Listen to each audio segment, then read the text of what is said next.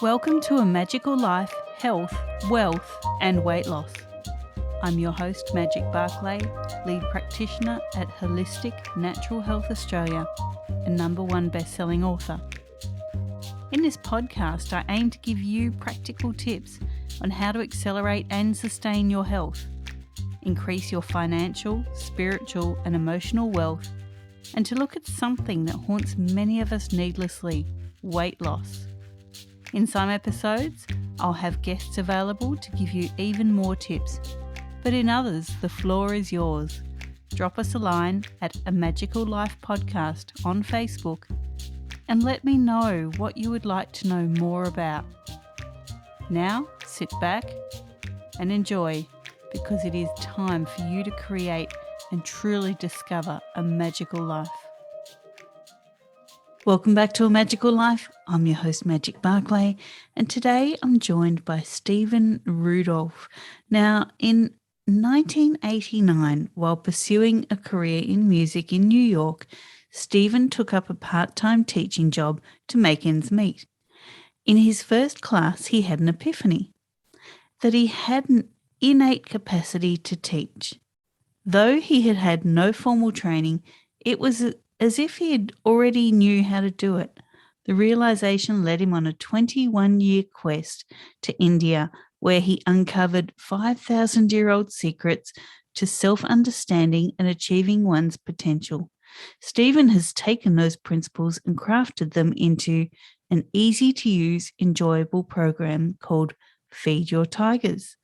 Stephen lives in Cambodia, where he serves as CEO of Multiple Natures International and explores how ancient Eastern wisdom can help people and their tigers become more aligned. Welcome, Stephen. Thanks, Magic. Nice to be here. Now, tell us a little bit about the tigers. Sure. So it's something that's really simple. You know the areas where you are naturally drawn to in life in terms of activities. Some people are drawn to, let's say, like music or doing something creative. Other people have this natural tendency to organize work and projects and get things done. And other people are more, let's say, providing. They love to help people and assist and understand what their needs are and to fulfill them. And so like this, we each have unique tendencies, and those tendencies I call tigers. And the idea is very simple, which is that those tigers need to eat, and they don't eat, well, food or little rodents or things like that. These tigers eat activities.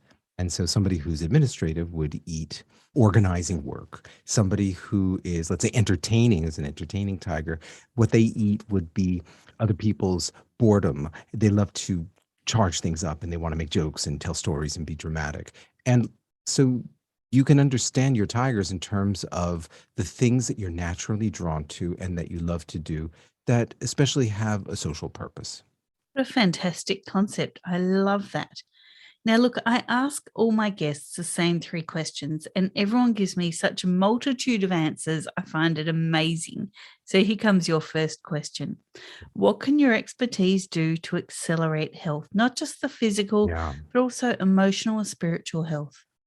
When I was in India, you had mentioned in the introduction about the text, the Sanskrit texts and the traditional Indian literature that I studied. I came across a book which is called the Charak Samhita, and this is a treatise for Ayurveda. You might know about Ayurveda. It's like what Chinese medicine is to China, Ayurveda is to India. It's a natural, holistic health practice and life science. And there's a word that I discovered which is called swastha. So swastha is made up of 2 parts, swa, which means self, and sta, which means to be situated in. So swastha means to be situated in yourself. But the interesting thing is that the word swastha also means to be healthy.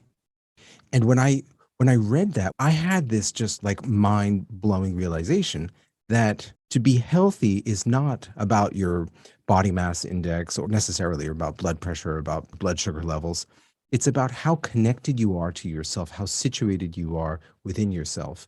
And what that has to do with weight loss for me is this. And I'll speak personally. When I have a strong connection to my tigers, and the big ones especially. So, for example, my educative tiger, I love to teach. My entertaining tiger, I love to be fun and I love to joke around while I'm explaining things.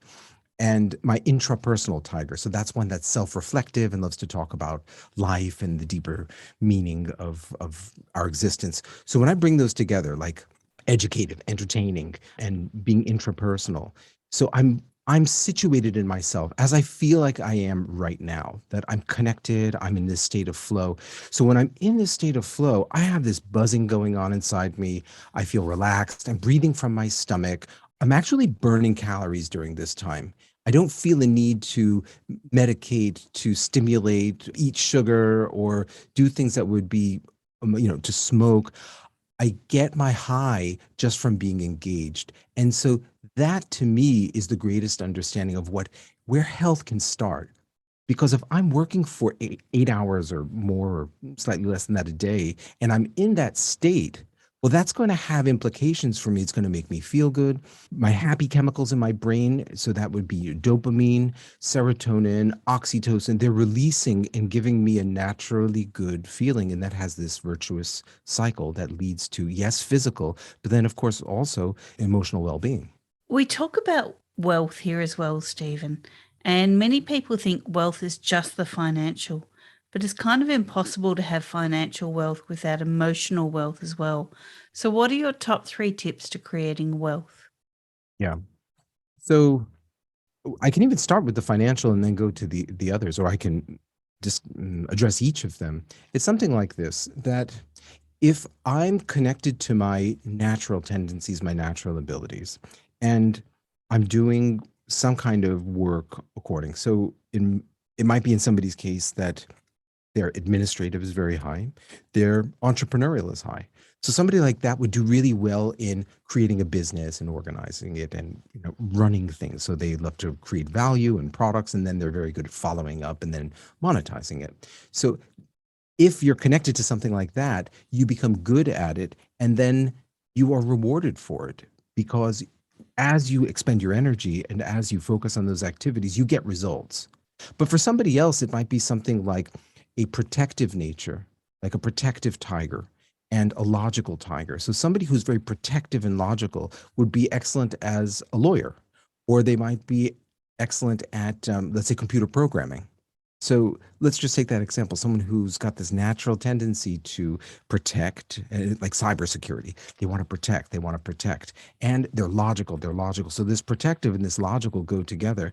And when they engage in programming, then they're successful at it and they get rewarded. They do something well. Somebody comes along and says, "Oh my God, you're so good at that. Could you also do this?" And then they get a raise from there, or they get recognition from there, and so on. But if that person then wants to step up and become a manager as a programmer or a lead, but their administrative tiger is not a big one, or their interpersonal is not a big one, well, they're going to fail there. So they were a great it's also called the Peter principle, where you rise to your highest level of incompetence. You were a great program, you're an incredible programmer. You become a good team leader, and then a lousy vice president and an awful CEO. So in this case, you might try to move up the ladder, so to speak, but you're not going to be financially remunerated because you don't have the natural tendencies that will allow you to grow and to continue to deliver excellence in the work that you do. So that's why I feel that if you want to be rewarded, even financially, that's important that you stick to the areas where you have those natural tendencies. And then beyond that, going to the other areas, as you're mentioning, of the other types of wealth. I mean, for me, wealth is being able to feed the tigers that I want to feed. I mean, if you think about what retirement is, right? People say that retirement is not when you reach a certain age and you stop working, but that retirement is getting to do the things that you want to do when you want to do them. So there's a wealth, so to speak, in that. People think, okay, I accumulate so much money, and then when I do, then I can like stop having to go to the office or go to quote unquote work, and then do the stuff that I want to do. But my belief is that you could be quote unquote retired at age 35 or 40, but still be working, but choosing to do the work that you love to do. That to me is wealth. That to me is wealth. Some great points there.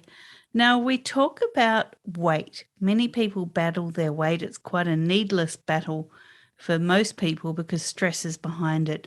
Have you ever battled your weight? If so, what was the trigger to lose it? And what can you offer the listeners about keeping stress down?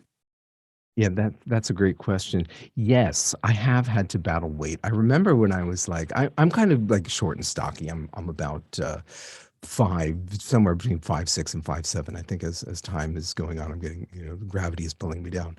Um, so when I was in my I don't know, maybe 10 years old or 12 years old. I had to get a suit. And I remember my mother bringing me to a shop that sold suits and nothing fit me. And the guy said to my mother, he said, Miss, he's a husky. So husky meant that the normal, the normal suits weren't going to fit me and that I needed something which was for a bit of a more stocky build. And since then, I've always battled my weight. I put on weight really easily.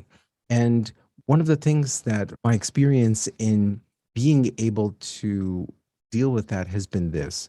When I'm connected to who I am, when I'm in alignment with my tigers and I feed them, I engage the things like, and for me, that's educative, as I mentioned, and entertaining. I also have some others. My creative is a big tiger and my musical. So when I do activities that feed me, and the activities feed me, so then I don't have this need to overeat, right? Because I'm in a state of flow. So the neurotransmitters are going and I'm feeling good doing in that moment. And I don't have this need that I want to have an extra coffee and eat some chocolate and go for some carbs because the flow is naturally there and I'm feeling stimulated. And so what I found is that when I'm in these states, I'm naturally burning calories from being in the state that I'm in. I'm breathing from my stomach. Like right now, I'm putting my hand on my stomach and I can feel it. My stomach muscles are relaxed. I'm not stressed out at all. I'm enjoying this moment where we're here. The longer I do this, the more I'm breathing from my stomach, the more these chemicals are, they're just marinating my brain and I'm feeling good. And I don't have those needs to compensate for a feeling of stress and anxiety, which I might feel if I were doing work. Like if you took me right now and said, okay, you have all this paperwork that you have to do, and there are a lot of details that you're going to have to focus on, and you're going to need to be. So my administrative tiger is not really a big one. If you see my office, it's a bit of a mess. It's more than a bit of a mess. It's a big mess. But if I'm in that situation, then what I do is I'm like, okay, I'm going to organize these papers. Fine. But first, right, dun, dun, dun, but first, let me go have, a muffin. Let me get a piece of chocolate. Let me, have a latte or something like that. And I have to bribe myself into doing the work. And then there starts this negative or vicious cycle of stimulating in order to do what it is that I have to do. And if I have 8 hours of work in front of me and it's stuff that I can't stand doing on a day to day basis, and I've seen this, it's not that just because I know these things that I've got it down perfectly. I have phases that I'll go in and out of where I've got to do things that I really don't like doing. And when I start to feel, I see the weight coming on, or I see myself reaching for those things, it's like, okay, Stephen, stop. You need to change things up. You need to delegate, or you need to have my partner step in and take over some things that are starting to affect me because that's where I see it first. I start to see it in weight gain. And I'm better at it now. It's not that I'm perfect, but I'm way, way better. I love that point of self reflection. I know for myself, I gain weight when I'm bored. I can't Mm, do bored. yeah. So watching the TV, I find it boring. And I'll find that's when I gravitate to eating things when I'm not even hungry. Yeah. Or if I'm bored at an event or something, I'll start thinking about when's the lunch break. Yep. It's like, I don't do bored. Totally. And what's going on, this is what I have understood about being bored, is this is where there are hungry tigers. So for example, as I was mentioning, for me, I have a big musical tiger and a creative one. So if I'm stuck doing routine work for a long period of time, there are these other tigers that are just poking me saying, do something creative, do something musical, and the interesting thing is that it's not always conscious. I don't always hear those voices. It's happening subconsciously or unconsciously. And so I have this feeling of anxiety that's kind of like poking me from inside. It's like, ugh, that feeling like it's not happening. Like I feel antsy. I got to do something. And that's boredom right there. That's boredom building up. And then, yeah, I go to the refrigerator and I pull something out and start eating it. And what that's doing is the carbs, the sugar, if for some people, if it's smoking, or they might stimulate using some sort of drug, what that does is those methods, whether it's the food or otherwise, they are releasing those same happy chemicals in your brain. So they release the dopamine, they release the serotonin. Dopamine is that reward. Like when you do something, like let's just say you're playing a video game and like you get to the next level, it's like, yeah, or you're playing a game or you just completed some sort of project, that rush that you get when that happens, or when you look forward to doing something that you love to do, that's a dopamine release. Serotonin is that feeling of your mood and also esteem when someone says, "Oh my God, Magic, you're so awesome. You're so great at this." How you start to shine and you start to glow, that wonderful feeling of being recognized. So these stimulants, let's call it that, these, the food and the chocolate and the coffee, they actually release those same neurotransmitters. And so that's why you feel okay afterwards.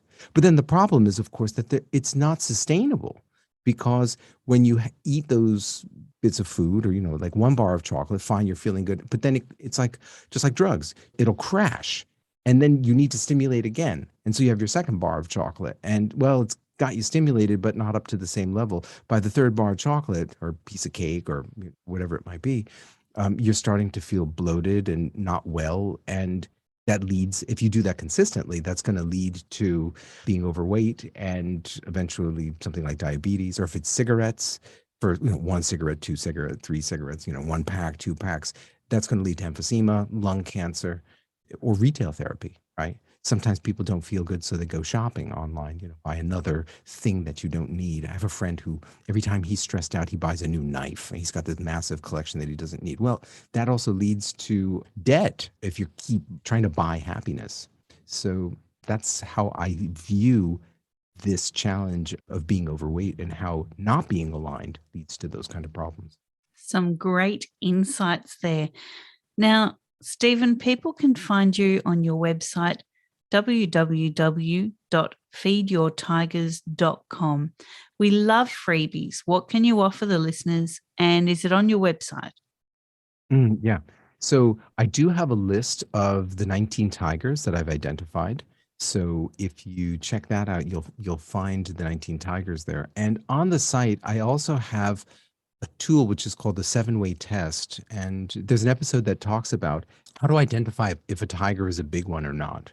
And that's really important when you want to know which tigers to feed or how to feed them. So how do you actually know? And so I've got this 7-way test where you can ask yourself, is my entrepreneurial really big or not? Let me check. And so you can answer these questions, and that will help you come to that understanding. So that's a freebie. Fantastic.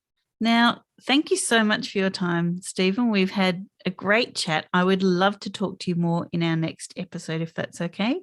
Sure. Terrific. Thanks so much. Listeners, thank you so much for your time. This was your episode 198. Go forth and create your magical life. Thanks for listening today. Please subscribe to hear future episodes, leave a review, and share this podcast. You can follow us on Facebook at A Magical Life Podcast, or at Holistic Natural Health Australia. That's holistic with a W. You can find us on Instagram at Holistic Natural Health, or at www.holisticnaturalhealth.com.au. That's where you'll access all sorts of articles, freebies, and more.